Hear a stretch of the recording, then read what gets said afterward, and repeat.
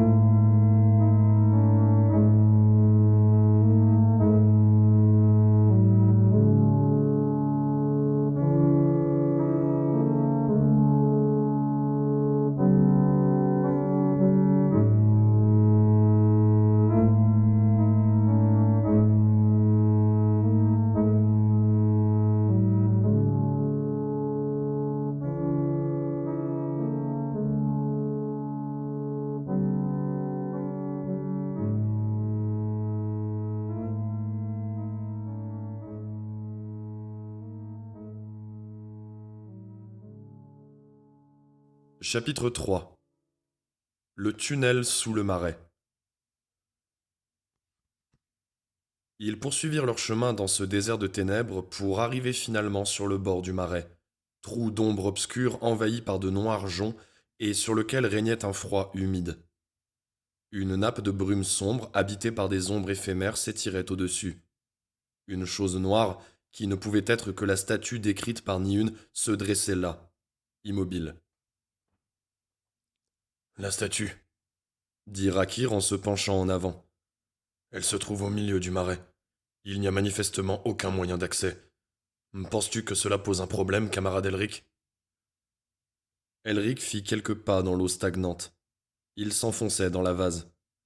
Il revint sur le bord non sans quelque difficulté. Il y a sûrement un chemin, fit Rakir en promenant ses doigts sur son nez aquilin. Comment autrement ton cousin aurait-il traversé ? Elric tourna la tête vers l'archer rouge et haussa les épaules. Qui sait ? Peut-être est-il avec des sorciers pour qui les marais n'ont aucun secret. Elric s'assit brusquement sur le sol humide. L'odeur du marais semblait l'indisposer. Il se sentait faible.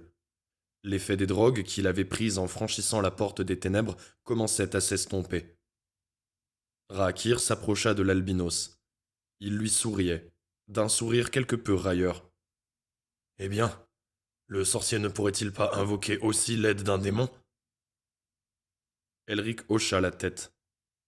Je ne sais que très peu de choses pour ce qui est de l'évocation des esprits.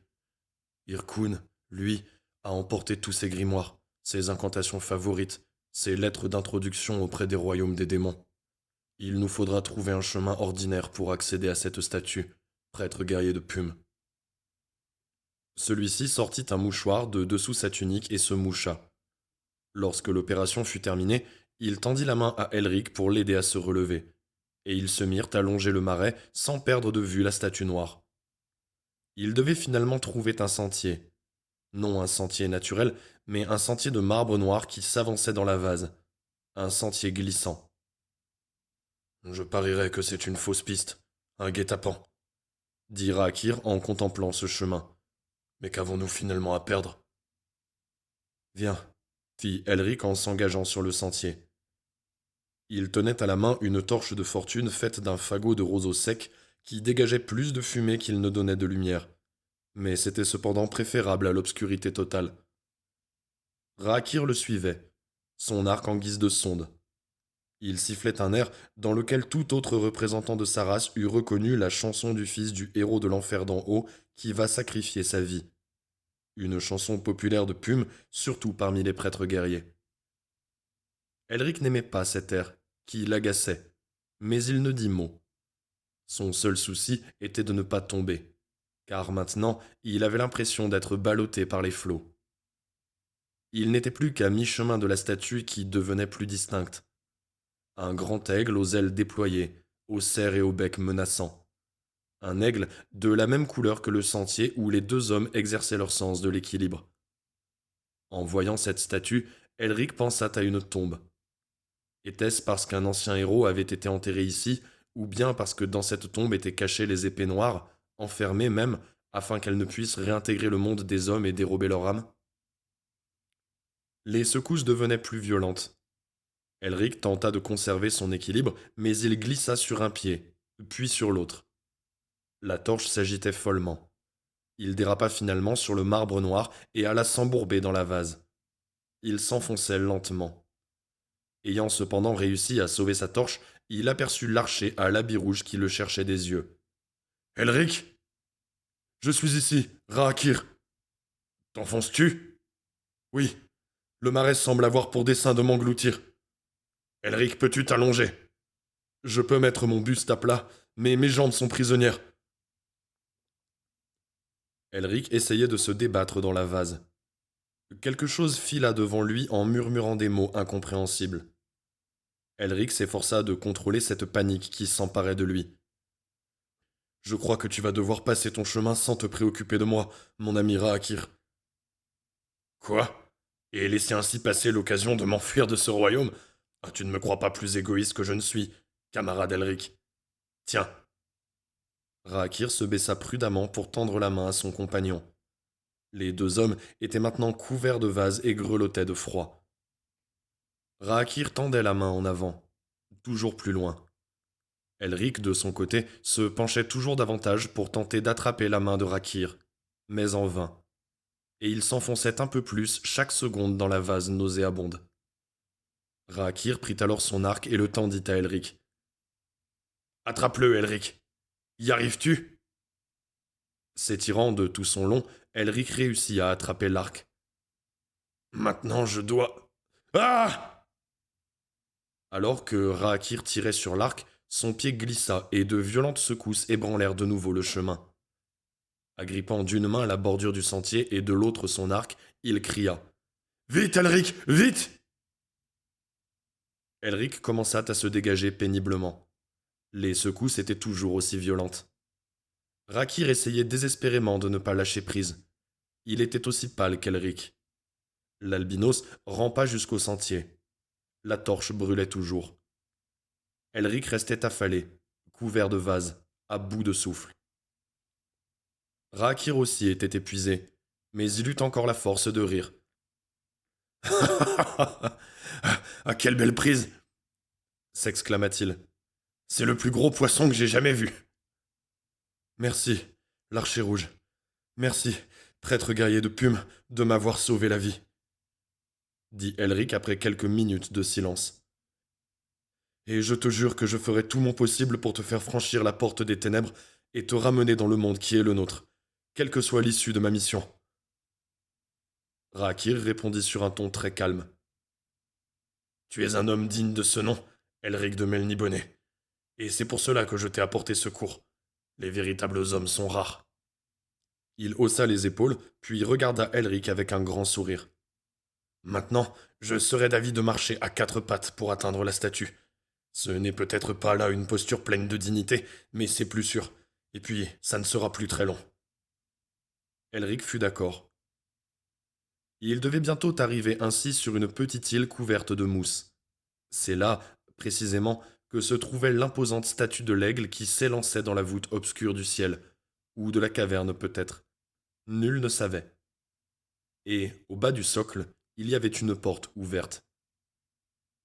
Est-ce un piège murmura Rakir. Ou bien Irkun croit-il que nous avons péri à Améron fit Elric en essayant de se débarrasser de la vase dont il était couvert. Puis il dit dans un soupir. Entrons, nous verrons bien. Ils entrèrent donc, et se retrouvèrent dans une petite pièce. Promenant sa torche, Elric devait alors découvrir une autre porte dans un mur. Les autres murs, taillés dans ce marbre noir brillant, étaient nus. Il régnait un silence absolu. Les deux hommes se taisaient. Ils se dirigèrent vers la porte d'un pas décidé, puis descendirent un escalier en colimaçon qui les conduisit loin, toujours plus loin dans les profondeurs des ténèbres. Toujours silencieux, ils arrivèrent enfin en bas de cet escalier interminable. Là, ils découvrirent l'entrée d'un étroit tunnel qui, par sa forme même, semblait être plutôt l'œuvre de la nature que celle de l'homme. Des gouttes d'eau tombaient au rythme des battements du cœur, écho hypothétique d'un bruit hypothétique dans le tunnel. Raakir s'éclaircit la voix. C'est sans doute le tunnel, dit-il, qui passe sous le marais. Elric sentit que Raakir, tout comme lui-même, hésitait à s'engager dans ce tunnel. Il restait là, sa torche à la main, à écouter les gouttes d'eau tomber et à essayer de déterminer l'origine d'un autre bruit plus lointain. Puis il s'avança d'un air de défi. Il courait presque. Un grondement emplit soudain ses oreilles. Un grondement qui était le fruit de son imagination ou de la réalité. Il entendit Rakir marcher derrière lui. Il dégaina son épée, l'épée d'Aubec, qui appartenait maintenant à la légende. Les parois du tunnel, résonnant d'une myriade de bruits, se faisaient l'écho de son propre souffle. Elric ressentit un frisson, mais il poursuivit sa course. Il faisait chaud dans le tunnel. Le sol était spongieux, l'air empli d'iode. Puis les parois du tunnel se firent plus douces. Elles semblaient même s'animer d'un mouvement rapide et régulier. Derrière lui, Rakir suffoqua de stupéfaction. On dirait de la chair humaine, murmura le prêtre guerrier de Pume. De la chair humaine. Elric ne répondit pas, trop préoccupé par ce qui l'attendait à chaque pas. Il était terrorisé. Tout son corps tremblait et ruisselait de sueur. Il sentait ses genoux se dérober sous lui. Il avait à peine la force de tenir son épée. Des souvenirs lui revenaient par bribes, des souvenirs qu'il refusait de se rappeler. Était-il déjà venu ici? Il tremblait de plus en plus. Des nausées l'envahissaient, mais il continuait, tenant toujours sa torche à la main. Le bruit devenait de plus en plus fort. À l'extrémité du tunnel, il aperçut dans le rocher une petite ouverture presque circulaire. Il s'arrêta, chancelant. Le tunnel s'arrête là, murmura Raakir. Il ne va pas plus loin. La petite ouverture palpitait. La caverne des palpitations, fit Elric à voix basse. Normalement, elle doit se trouver à l'extrémité du tunnel, sous le marais. Ce doit être là l'entrée, Raakir. Mais un homme ne peut pas y passer, Elric, fit pertinemment remarquer Raakir. Si.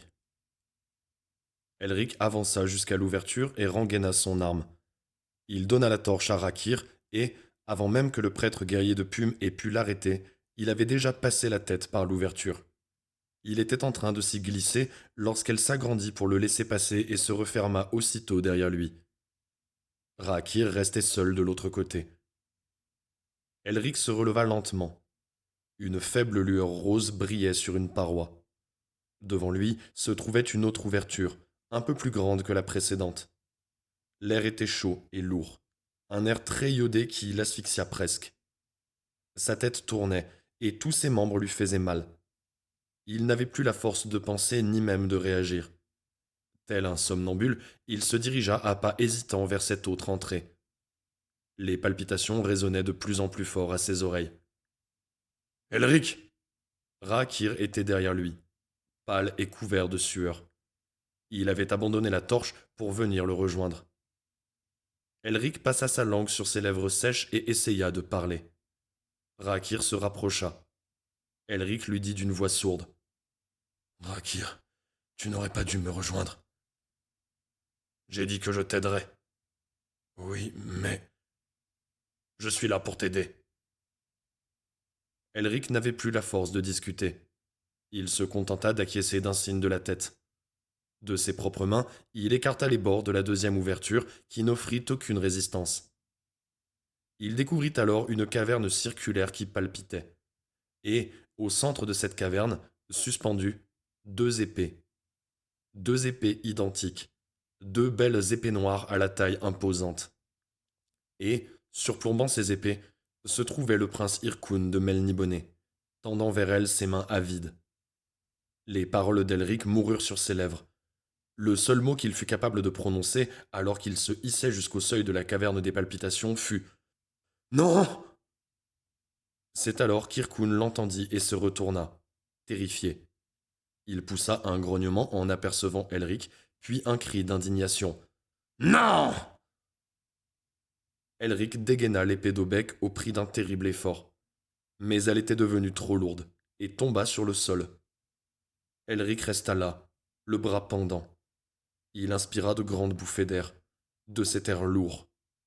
Sa vue se troublait. Irkun n'était plus qu'un fantôme.